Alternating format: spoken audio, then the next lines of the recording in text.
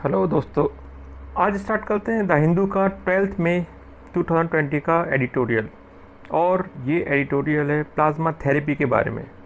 और इससे पहले मैं अपना वीडियो शुरू करूं, मैं आपसे यही कहूँगा कि मेरे इस वीडियो को लाइक करें, शेयर करें और मेरे चैनल को सब्सक्राइब करें, ताकि आपको बहुत अच्छे अच्छे एडिटोरियल्स मिलते रहें और वोकेबुलरी आपकी स्ट्रॉन्ग होती रहे, जो आपके पेपर्स में बहुत ज़्यादा बेनिफिशियल रहेगी। चलो ओके, स्टार्ट करते हैं। द हिंदू में आज जो हमारा एडिटोरियल आया है वो हमारा है प्लाज्मा थेरेपी के बारे में।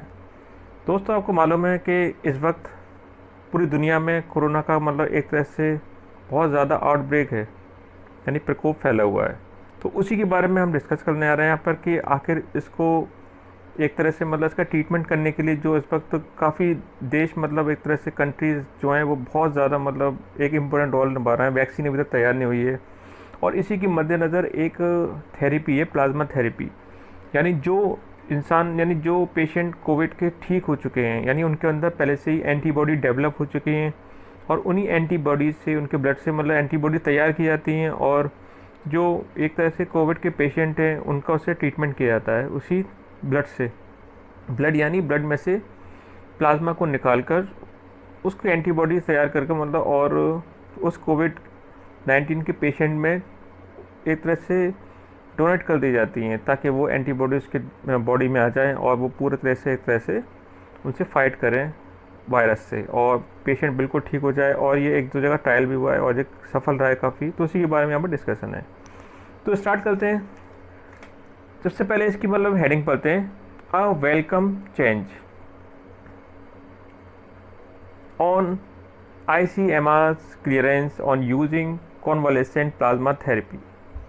यानी वेलकम चेंज, एक बहुत ही ज़्यादा स्वागत योग्य चेंज, बदलाव यानी होने जा रहा है on ICMR's clearance on using convalescent plasma therapy.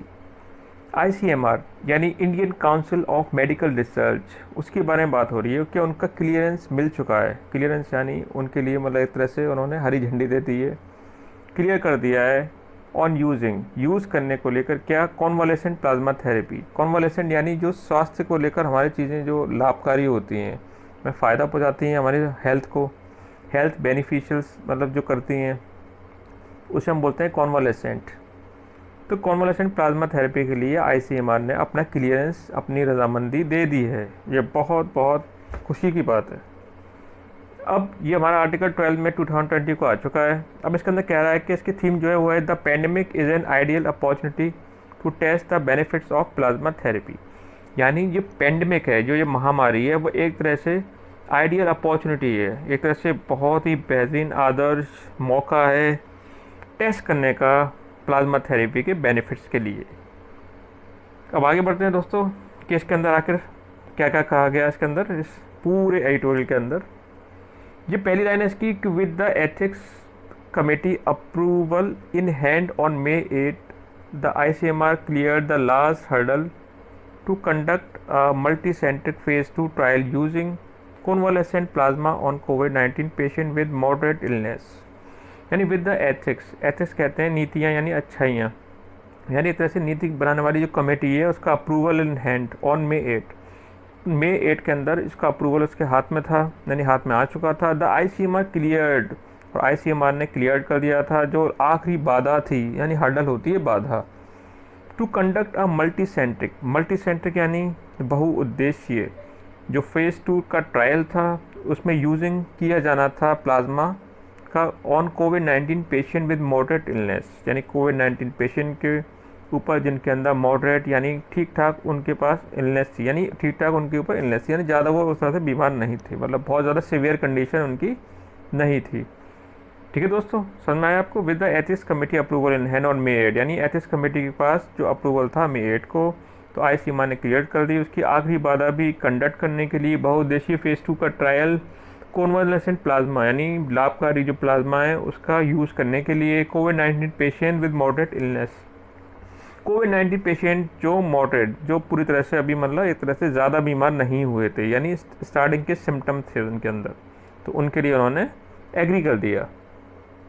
इस Its three feasibility studies in about 20 severely ill patients found the therapy to be safe and able to resolve illness or improve the clinical symptoms. अब ये इस line में कह रहे हैं कि it's three feasibility यानी कोई भी चीज़ जो व्यवहारिक होती है, लॉजिकल होती है, जो होने वाली होती है, तो फीसिबिलिटी कहलाती है उसकी मतलब।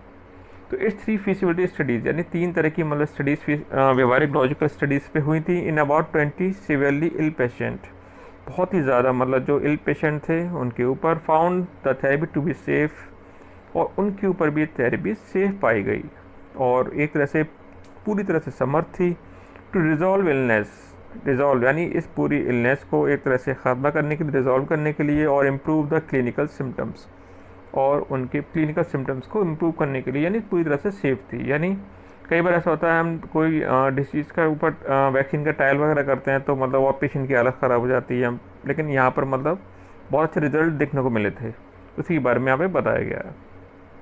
अब ये कह रहा है यहाँ पर कि since safety of convalescent plasma from people who have recovered from COVID-19 illness is not a huge concern, the first stage of human clinical trial has been skipped. The ICMR will instead study plasma safety and efficacy in the phase 2 trial with 452 patients.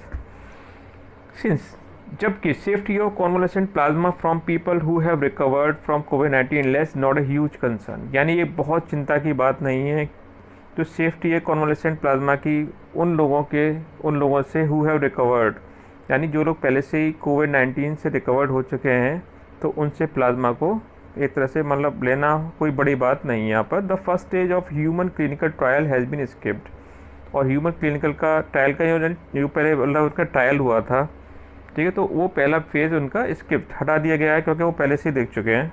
The ICMR will instead studies plasma safety and efficacy in a phase 2 trial with 452 patient. Efficacy कहते हैं कि एक तरह से पूरी तरह से मतलब कोई भी चीज़ बिल्कुल ठीक ठाक बिल्कुल पूरी तरह से 100% बिल्कुल सही उसकी एफिकेसी कहलाती है। जैसे the ICMR will instead studies plasma safety, यानी ICMR अब प्लाज्मा सेफ्टी के लिए इसके बजाय स्टडी करेगा, और एफिकेसी और पूरी तरह से मतलब in a phase 2 trial with 452 patient, यानी अब पूरी तरह से मतलब 452 पेशेंट के ऊपर करने के लिए फेज़ 2 का ट्रायल तैयार है वो। Next line, the patient with moderate कोविड-19 illness will be randomly assigned to receive either convalescent plasma, 226 participants only standard of care control group, यानी कह रहे हैं द पेशेंट विद मॉडरेट कोविड-19 इलनेस विल बी रैंडमली यानी कोई भी चीज़ जो बिना किसी योजना के की जाए तो उसे हम रैंडमली कहते हैं। जैसे कई बार हम किसी कंपटीशन में रैंडमली सिलेक्ट करते हैं, यानी अपनी मर्ज़ी से कोई ना कोई सिलेक्ट कर लेते हैं।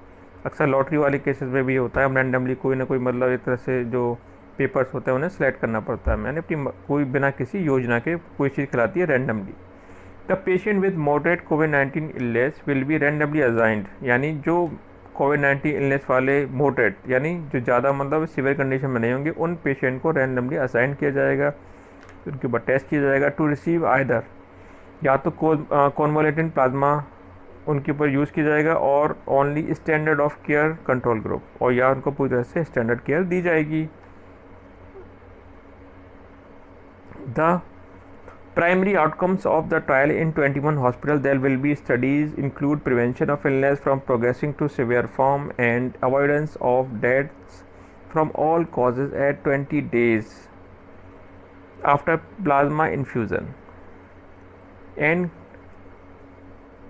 key secondary outcome will include resolution, यानी कह रहा था primary outcomes of the trial in 21 hospital, यानी जो पहला आउटकम होता है एक तरह से रिजल्ट, जो पहला प्राथमिक यानी रिजल्ट ऑफ द ट्रायल, इस ट्रायल का जो आएगा इन 21 हॉस्पिटल में, दैट विल बी स्टडीज, उनको स्टडी किया जाएगा, इंक्लूड प्रिवेंशन ऑफ इलनेस, और इसमें शामिल किया जाएगा इलनेस की जो प्रिवेंशन है, उनसे बचा हुआ परहेज़ है, from progressing to severe form, कि सीवियर फॉर्म में वो चीज़ प्रोग्रेस ना करे, यानी उनसे बचाव का पहले सारी चीज़ें स्टडी की जाएंगी। एंड अवॉइडेंस ऑफ डेथ, और डेथ कितनी मतलब डेथ को अवॉइड किया जा सकता है, डेथ को मतलब डेथ से बचा जा सकता है, from all causes at 20 days after plasma infusion, और फ्रॉम ऑल कॉजेज़ किसी भी तरह से पूरी तरह से कारणों से 28 डेज तक पूरी तरह से ट्रायल किया जाएगा उनका, मतलब कैसे कैसे वो लोग सही होते हैं और डेथ से बचते हैं। आफ्टर प्लाज्मा इन्फ्यूज़न एंड की secondary outcome will include resolution of symptoms. And ये कह रहा है कि प्लाज्मा इन्फ्यूज़न के 28 डेज बाद। एंड की secondary outcomes will include resolution, यानी इसके अंदर इस लाइन में कह रहा है resolution of symptom,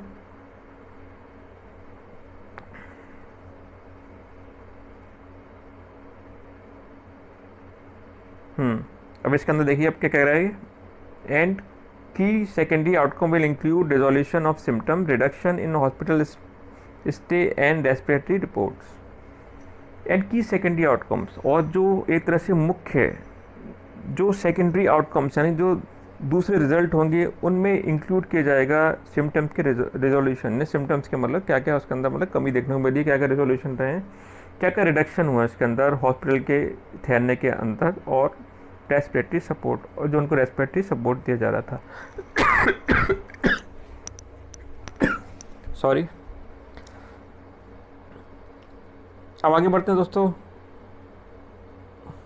plasma will be collected from donor 28 days after they make a complete recovery from illness, are symptom free and have more, यानी कह रहे हैं यहाँ पे कि प्लाज्मा कलेक्ट किया जाएगा डोनर से 28 डेज के बाद में। They make a complete recovery, जो उनकी पूरी तरह से कंप्लीट रिकवरी हो जाएगी इस इलनेस से, और आर सिम्टम फ्री, और वो पूरी तरह से सिम्टम फ्री हो जाएंगे। Then the required level of antibodies against the novel corona virus, और उनके अंदर वो ज़रूरी एंटीबॉडी डेवलप हो जाएंगी कोरोना वायरस के खिलाफ। लास्ट लाइन दोस्तों इसकी है molecular and also other routine test will be done after plasma use, और molecular and other routine test वो सारे हो जाएंगे जब प्लाज्मा का यूज़ हो जाएगा, वो भी इसके अंदर बाद में किए जाएंगे। अब बढ़ते हैं इसके सेकेंड पैराग्राफ के ऊपर।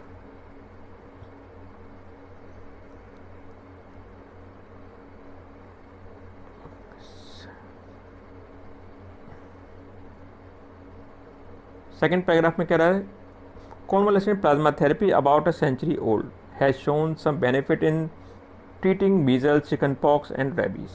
जो कॉन्वालेसेंट यानी जो प्लाज्मा थेरेपी, बार बार ये आपको ये वर्ड याद दिला रहा है कि कॉन्वालेसेंट आखिर होता क्या है। ये होता है हमारे लिए स्वास्थ्य के लिए जो बहुत ज़रूरी होता है, यानी बेनिफिशियल फॉर आर हेल्थ, हमारी हेल्थ के लिए जो लाभकारी होते हैं उन्हें हम बोलते हैं convalescent.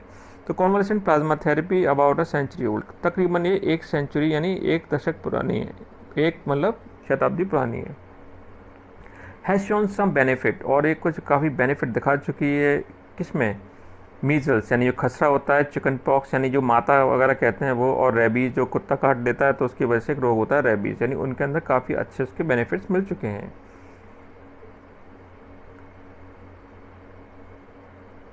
Small studies have shown faster clearance of virus in the case of MERS and SARS if given early in the course of disease, but no randomized control studies have been carried out।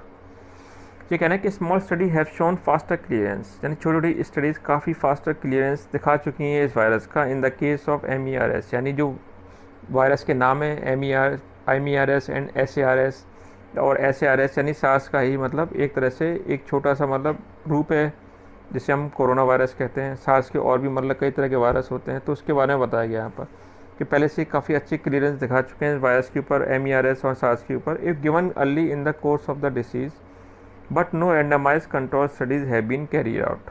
यानी कह रहे हैं कि यहाँ पर पहले से ही मतलब इस कोर्स को लेकर, इस डिसीज़ को लेकर पहले से ही मतलब जल्दी से मतलब वो किए जा चुके हैं, लेकिन अब तक कोई भी रैंडमाइज कंट्रोल स्टडीज़ अभी तक पूरी तरह से प्रयोग में नहीं की गई है। कैरी आउट यानी कोई चीज़ प्रयोग में लाना। However, no benefits was seen in 2015 on some Ebola patient treated with convalescent plasma in Geneva। ये कह रहे हैं तो भी अब कोई बेनिफिट इसका देखा नहीं गया 2015 के अंदर, जब कुछ एबोला पेशेंट के ऊपर इसका ट्रीटमेंट किया गया था, यानी इस कॉन्वालेसेंट प्लाज्मा का, यहाँ पर जिनेवा के अंदर। Only 3 small studies involving 21 COVID-19 patients have been carried out, but not in trials where the participants were randomized with a control arm। कह रहा है कि केवल 3 यानी ओनली 3 स्मॉल स्टडी इन्वॉल्विंग, यानी 3 स्टडीज़ यहाँ पर केवल इन्वॉल्व थी 21 COVID-19 पेशेंट, यानी COVID-19 पेशेंट कितने 21 के ऊपर, और हैव बीन कैरीड आउट, उनके ऊपर प्रयोग किया गया but not in trials where the participant were randomize with a control arm. लेकिन वहाँ पर ट्रायल नहीं किया गया where the participant were randomize with a control arm, जहाँ पर पार्टिसिपेंट जो एक तरह से मतलब प्रतिभागी थे इसके अंदर ट्रायल के अंदर, जहाँ उन्हें रैंडमाइज एक कंट्रोल आर्म के अंदर ट्रीट किया गया था। Till date there is a dearth of randomized controlled trials that clearly demonstrate the efficacy of convalescent plasma therapy for any infectious disease। उस डेट तक देयर इज़ अ डर्थ कहते हैं कमी को, तो कमी थी रैंडमाइज कंट्रोल ट्रायल्स की and clearly demonstrate the efficacy of convalescent plasma therapy. और डेमोन्स्ट्रेट एक तरह से कहते हैं बताना या संकेत देना, डेमोन्स्ट्रेट कहलाता है एक्सप्लेन करना कोई चीज़ को, यानी डेमोन्स्ट्रेशन नहीं हो पा रहा था उसकी मतलब एफिकेसी का, पूरी तरह से मतलब चीज़ काम करेगी नहीं करेगी थेरेपी इन्फेक्शन डिसीज़ के ऊपर। कौन कौन सी इसके अंदर including covid even in the absence, यानी कोविड-19 को इंक्लूड करते हुए भी पता नहीं पड़ता उस वक्त ये काम करेगी नहीं करेगी। अभी कह रहा है even in the absence of any effective treatment of a vaccine the pandemic provides an opportunity to ascertain the clinical benefits of plasma therapy through randomize control trials. Even in the absence of any effective treatment, यानी कोई भी effective treatment की absence में भी और अब vaccine, यानी vaccine और कोई भी इफेक्टिव ट्रीटमेंट अभी तक नहीं बना है। The pandemic provides an opportunity, जो पेंडेमिक है ये महामारी है, प्रोवाइड करती है एक अपॉर्चुनिटी टू असर्टेन होता है टू बी श्योर, यानी कोई चीज़ को लेकर पूर्णतः श्योर होना, पक्का होना, निश्चित होना, असर्टेन कहलाता है। यानी बिना किसी मतलब वैक्सीन के और बिना किसी मतलब एक तरह से कोई भी इफेक्टिव ट्रीटमेंट की बना भी ये पेंडेमिक जो है एक अपॉर्चुनिटी देती है श्योर होने के लिए क्लिनिकल बेनिफिट्स, जो क्लिनिकल बेनिफिट्स हैं किस पे, प्लाज्मा थेरेपी के थ्रू रैंडमाइज कंट्रोल ट्रायल, एक तरह से रैंडमाइज कंट्रोल ट्रायल करते हुए, यानी इसके बेनिफिट निकल के ज़रूर आएंगे। ये बहुत खुशी की बात है हमारे लिए। अब आगे बढ़ते हैं। The US FDA and India have thus approved the use of plasma from recovered COVID-19 patient only for trial purposes। तो US FDA जो है, US का मतलब एंड इंडिया, और दोनों ने मिलकर इस तरह से अप्रूव कर दिया है प्लाज्मा का use from recovered covid patient only for trial purpose. तो ट्रायल पर्पस के लिए उन्होंने मतलब जो रिकवर्ड कर चुके हैं कोविड-19 पेशेंट के लिए, उनके लिए एक तरह से उनसे ट्रायल पर्पस इन्होंने शुरू कर दिया है प्लाज्मा थेरेपी का, US और इंडिया ने। The ICMR's insistence on an evidence-based approach to plasma therapy is in contrast to the cavalier manner in which it approved the anti-malarial hydrochloroquine,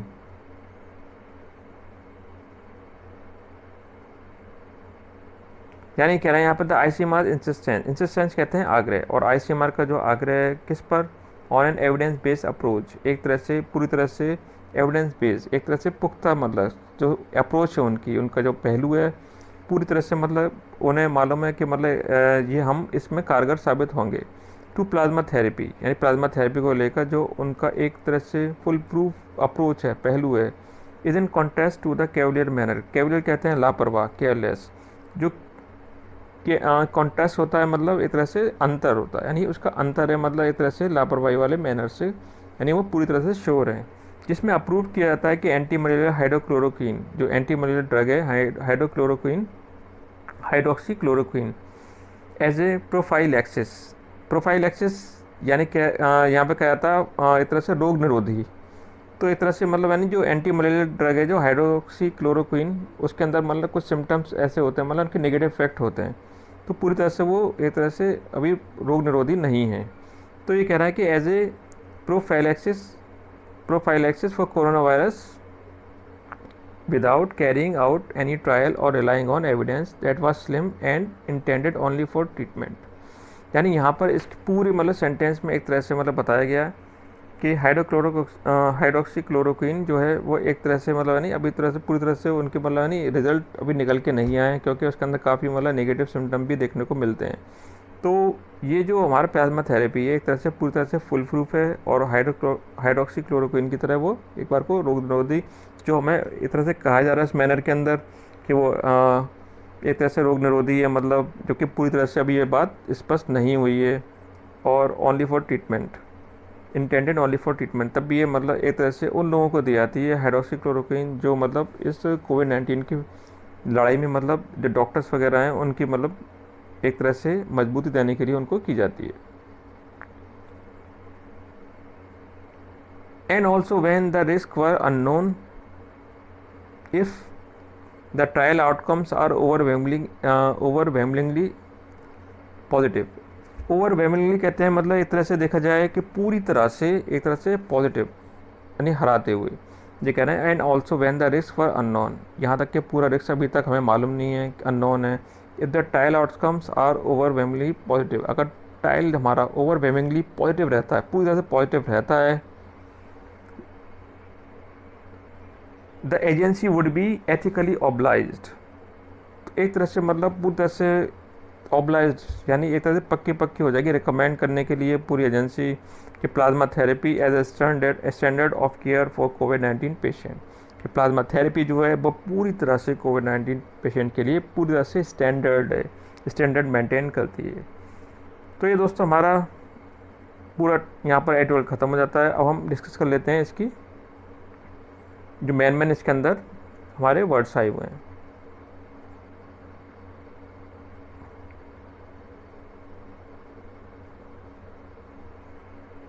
पहले इसका वर्ड मैंने आपको बताया था कॉन्वलेसेंट, यानी एक तरह का ये हमारा एडजेक्टिव होता है। इसका मतलब होता है रिकवरिंग फ्रॉम एन इलनेस और मेडिकल ट्रीटमेंट, स्वास्थ्य लाभकारी। फिजिबिलिटी यानी होने की संभावना, the possibility that can be made done और अचीव, ऐसी पॉसिबिलिटी जो हो सकती है यानी होने की संभावना। फिजिबिलिटी यानी कोई भी चीज़ जो व्यवहारिक है यानी हो सकती है। एफिकेसी यानी पूरी तरह से कोई चीज़ बिल्कुल ठीक होती है, प्रभावकारिता, उसे हम एफिकेसी कहते हैं। डेल्थ यानी कमी, बताया था मैंने, स्कार्सिटी कह दे दीजिए, या पॉसिटिव होती है, PAUCITY यानी पॉसिटिव। मैं आपको लिख के दे देता हूँ, एक पॉसिटिव, खैर यहाँ पर अच्छी तरह आ नहीं पा रही। तो डर्थ होती है कमी। असर्टेन यानी टू बी श्योर यानी to make certain of something, किसी भी चीज़ को लेकर श्योर हो जाना, सुनिश्चित हो जाना। कैविलियर यानी एडजेक्टिव होता है ये भी, showing a lack of proper concern यानी एक तरह से लापरवाह होना, कैविलियर कहलाता है। और इसका लास्ट जो है वो है आपका प्रोफाइलैक्सिस यानी रोग निरोध, ट्रीटमेंट गिवन और action taken to prevent disease. तो यही रही दोस्तों आपकी पूरी एक तरह से देखा जाए ये द हिंदू का पूरा हमारा एडिटोरियल जो 12th मई को आया हुआ है। और उम्मीद है कि ये आपको पूरी तरह से पसंद आएगा और आपके लिए काफ़ी मदद करेगा। तो हमारे वीडियो को ज़रूर लाइक कीजिए, शेयर कीजिए और हमारे चैनल को सब्सक्राइब कीजिए। Okay, have a good day.